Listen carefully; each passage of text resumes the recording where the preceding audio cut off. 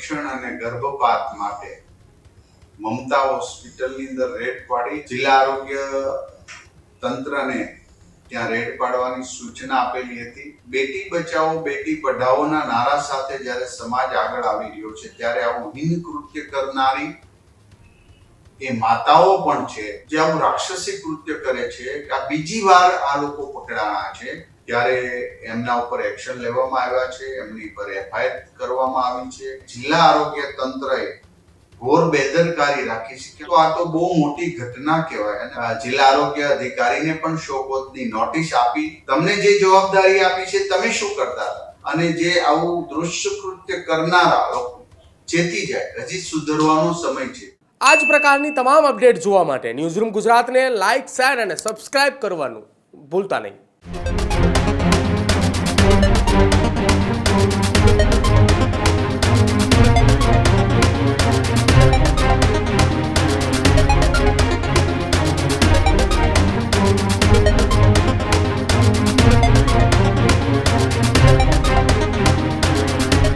સુરતની અંદર ગેરકાયદેસર ગર્ભપાત કાંડ પર મંત્રી પ્રફુલ પાનસેરિયા ગુમ થયા છે।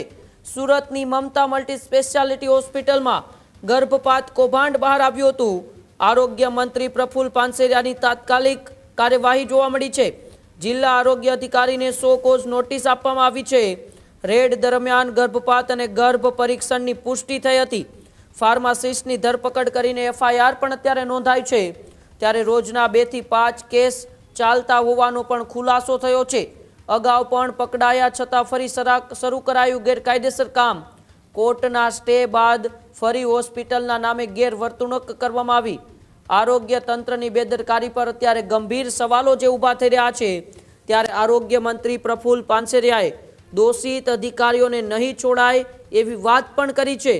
સુરતની અંદર મમતા સ્પેશિયાલિસ્ટ હોસ્પિટલની આડમાં જે ગેરકાયદેસર ગર્ભપાત કાંડ ખુલીને આવ્યું છે જેમનો આજે પર્દાફાશ થયો।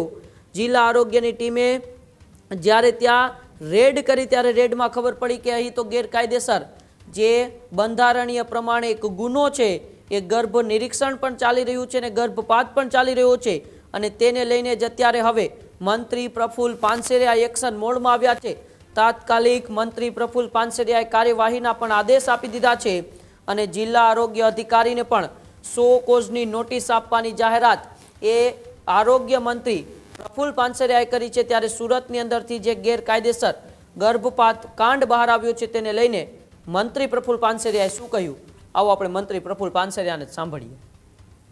સુરતમાં ગર્ભ પરીક્ષણ અને ગર્ભપાત માટે મમતા હોસ્પિટલની અંદર રેડ પાડી અને લાઈવ ડોક્ટર તો નથી પણ ફાર્માસિસ્ટને પકડી અને એફઆઈઆર કરવામાં આવી છે। સોમવારે બપોરના 2:08 જ્યારે મને આ માહિતી પ્રાપ્ત થઈ ત્યારે જિલ્લા આરોગ્ય તંત્રને ત્યાં રેડ પાડવાની સૂચના આપેલી હતી અને આ સૂચના પ્રમાણે 3 બહેનો ગર્ભપાત અને ગર્ભ પરીક્ષણ માટે ત્યાં આવ્યા હતા।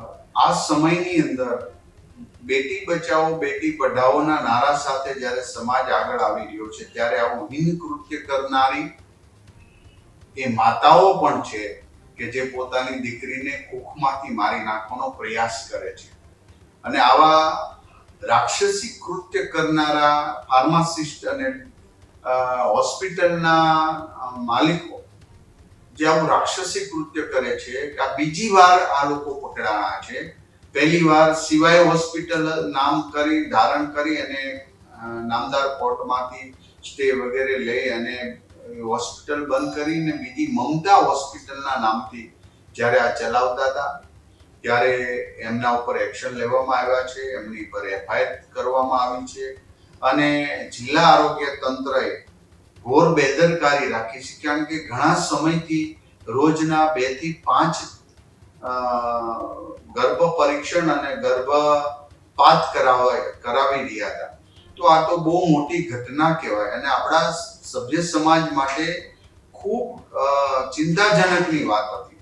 માટે અમારા આરોગ્ય વિભાગને પણ શોકોતની નોટિસ પાઠવવામાં આવી છે। ગુજરાતની અંદર કોઈ પણ ખૂણા પર અમને બાતમી કે આ માહિતી મળશે અને પછી ત્યાં જો ભેળસેળ થતી છે, ગર્ભ પરીક્ષણ થતું છે, ગર્ભપાત થતો છે કે બનાવટી ખાવાની પ્રોડક્ટ થતી છે, તો જે તે અધિકારીએ જ ભોગવવું પડશે. એ વિસ્તારના ફૂડ ઇન્સ્પેક્ટર હોય કે આરોગ્ય અધિકારી, એમની જવાબદારીમાં આવશે. તો આજે અમે એ જિલ્લા આરોગ્ય અધિકારીને પણ શોકોતની નોટિસ આપી એમની પાસે ખુલાસો માંગવાનો. તમે શું કરતા હતા? તમને જે જવાબદારી આપી છે તમે શું કરતા હતા? જ્યારે ગુજરાતના મંત્રી પાસે જવાબદારી આવે ને પછી તમે એક્શન લો છો, આ પણ કોઈક શંકા ઉપજાવે એવી વાતો છે.